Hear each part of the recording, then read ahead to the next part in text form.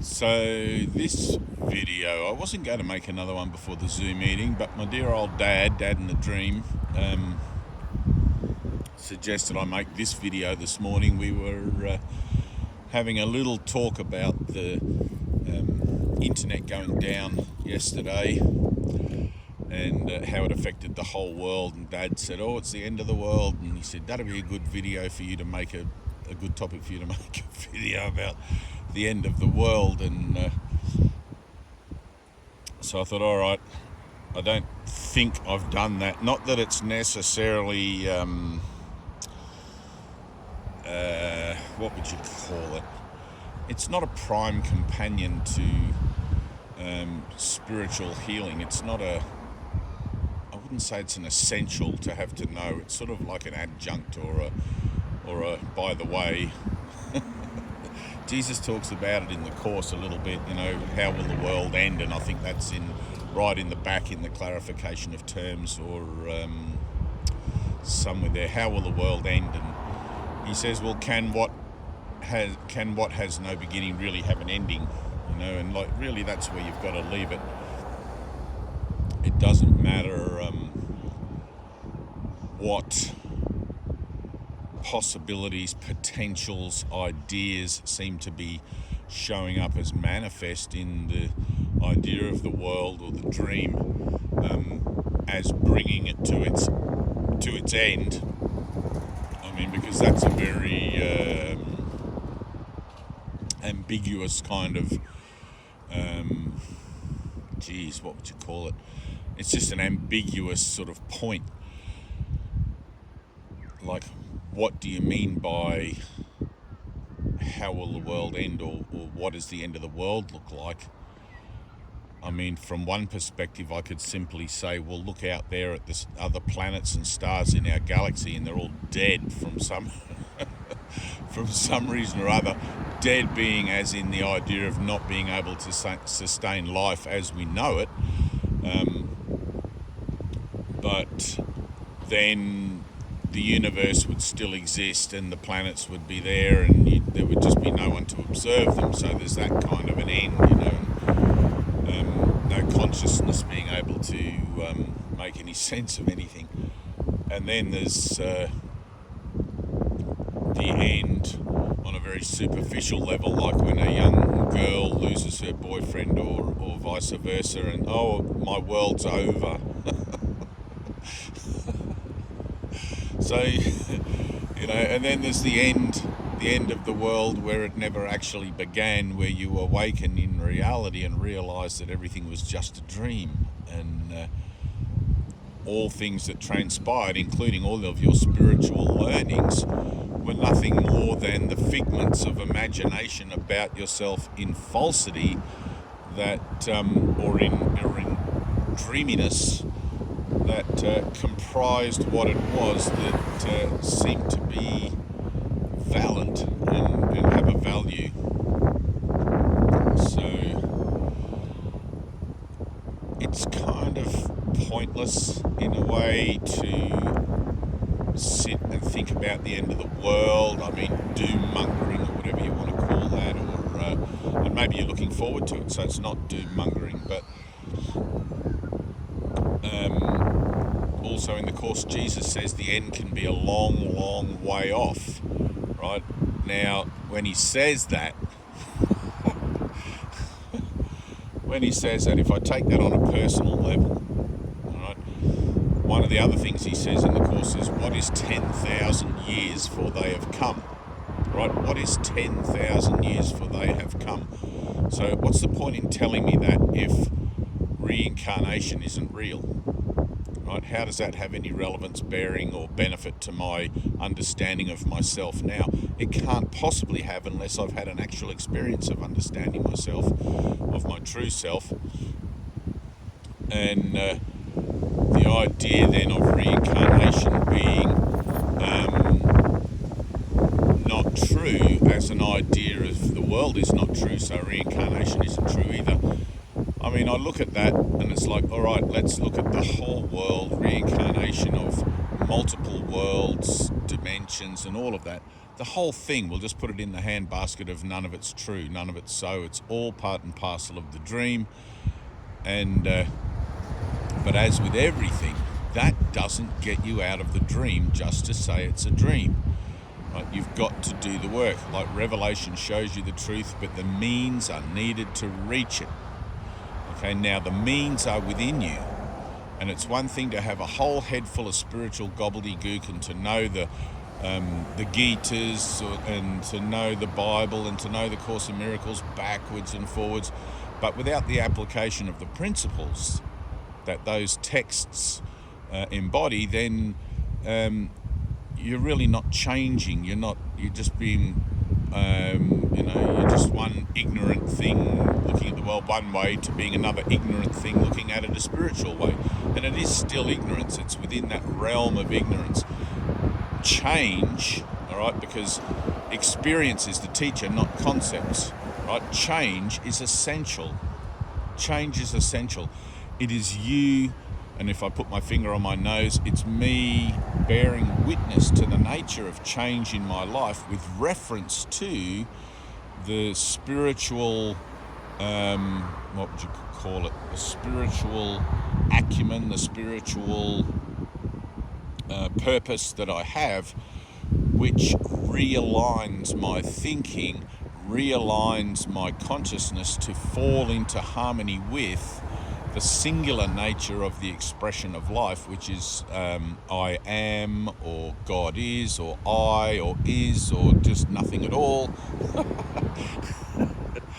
And it brings the conscious mind back into realignment with the I am, or the is of mind.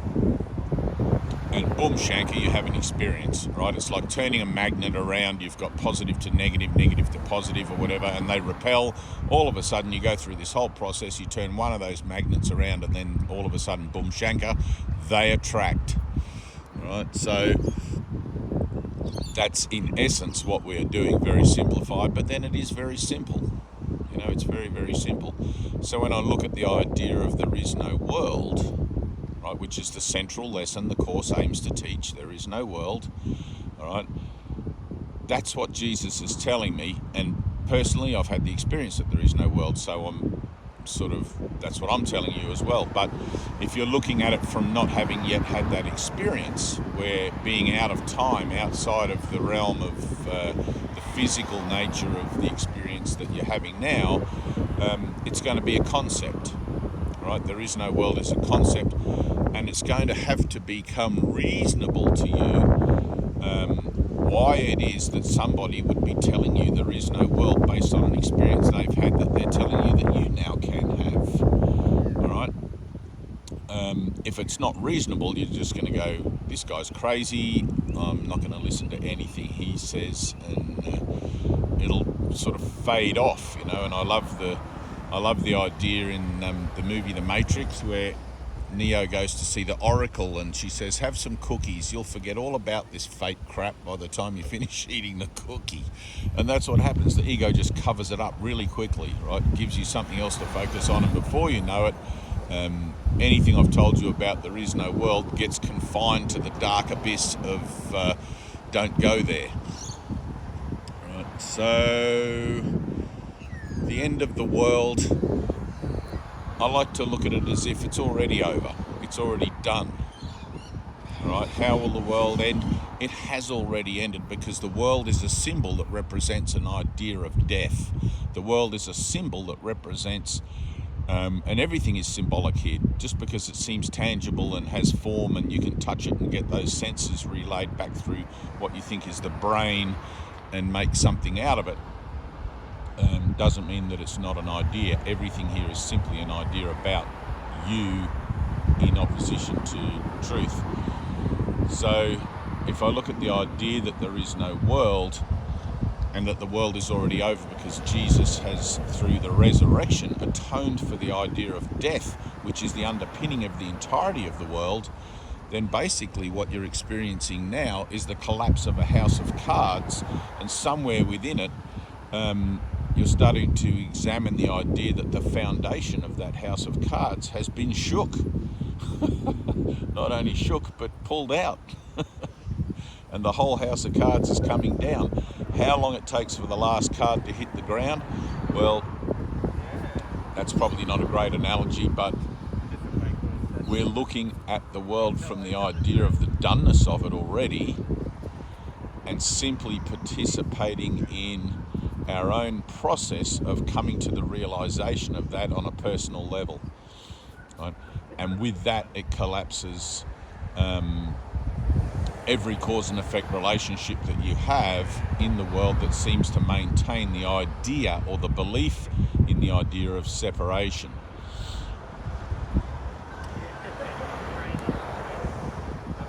I think that about covers it. I mean, really, put on the music and kick up your heels and it's time to celebrate. I mean, that's the whole thing.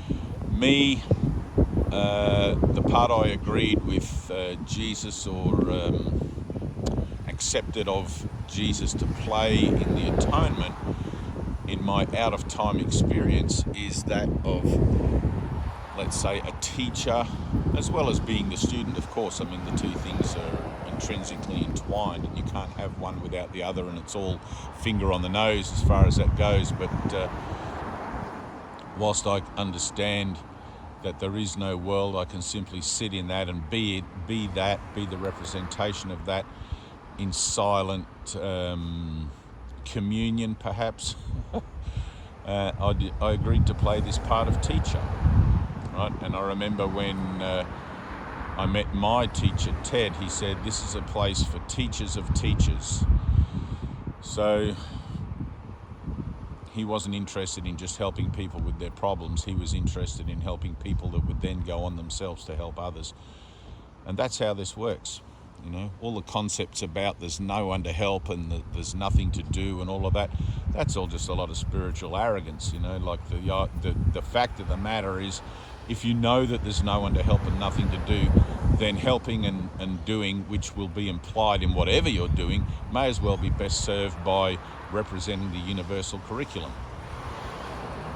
You know, there's a conscious alignment with a purpose in that sees no purpose other than the extension of love, which in this world is witnessed to through the learning, let's say, or the healing process, bringing about a learning that the universal curriculum on a personal level is actually a factual thing. Right? So,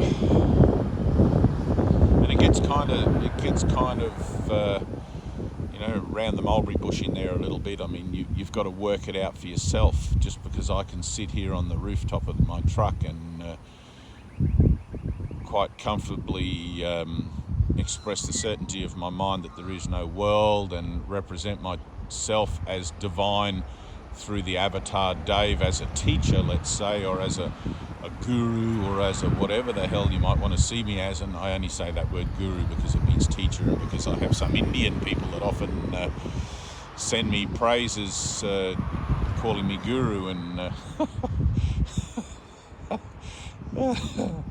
it's kind of beautiful and it's kind of funny. Like it's I'm not a traditional person, as you can probably tell by now, but these particular praises and things in the Indian culture are very traditional and respectful and all of that, and I'm probably very sacrilegious if I have to be honest about things. I'm not that way inclined, but anyway, each to their own, and everything's a blessing, so I'm totally grateful regardless. I just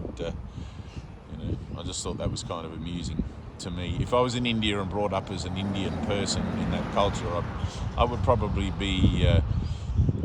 have a different attitude towards it, perhaps, or see it somewhat differently. But I like the idea of simply being brother. You know, we play a teaching and learning role for each other. I mean, I had many teachers, and I still have as an idea that everyone is my teacher, but I like the idea, well, let's just call each other brother. There is really no teaching and no learning that goes on. There is only remembering, and everything else that is the mechanics of that remembering, or the catalyst for that remembering, shouldn't really need to be exalted or held up for worshipfulness or anything else in that kind of way. It's what would you put it? It's just something that sort of falls away once you understand that. Teaching and learning is important, but the teacher and the learner themselves are simply catalysts for a higher thing, a higher occurrence, a higher experience that does away with the need for teaching and learning in the entirety of it. So you just get to the point where just be, just I am. That becomes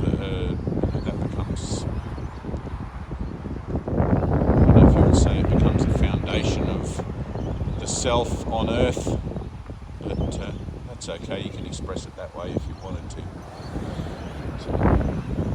So I like the idea when Jesus says, "How will the world end? Well, can what has no beginning really have an end?" It's like, of course not. And that's going to leave you in the paradox.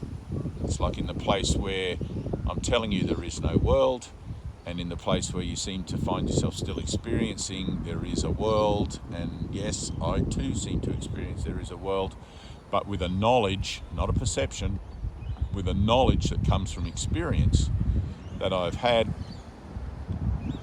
embodied, hopefully, somewhat successfully, as an expression through the Dave Avatar,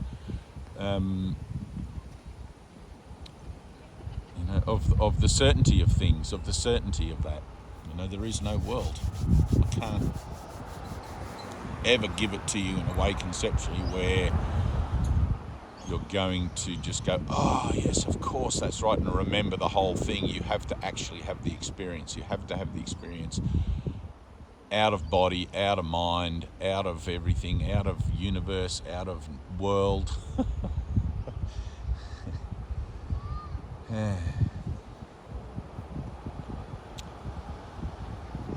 Alright, I love you guys. I don't feel like there's anything else in that subject that, and I know, here's the thing I know because of my own experience, going through my purification post-experience, right, post-illumination, going through my own purification process, there have been many, many, many moments where I would perhaps watch a television or whatever, social media, and be drawn into the drama of the world, of this happening and that happening, like COVID and the poison in the vaccines and all of this sort of stuff, and it seemed like a great tragedy, and like you'll reference that through spiritual scripts as well. But everything, remember, everything is grist for the mill. Absolutely everything. Just stick with the idea that there is no world, and everything that shows up to challenge that, to make you believe the world is real and to draw your attention back into the temporal realm, atone for it. Put your finger on your nose. This is nothing more than an idea I have in falsity of the true self, which is eternal and cannot be corrupted, destroyed, etc. So, all right, I love you. See you guys in the Zoom. Let's get jiggy with it.